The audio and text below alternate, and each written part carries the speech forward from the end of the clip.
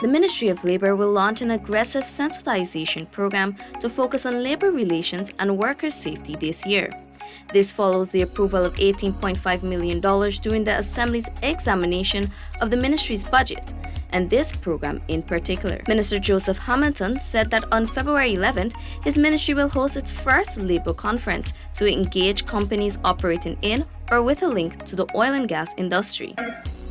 We will roll out a PR and communication strategy to deal with the issue of safe work, because we have been aggressively dealing with the issue of health and safety.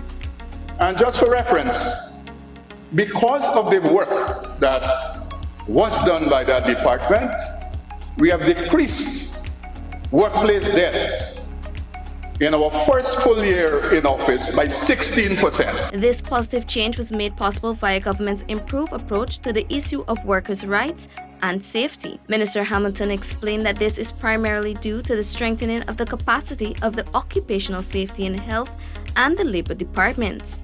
As such, the ministry must continue for the benefit of the working class.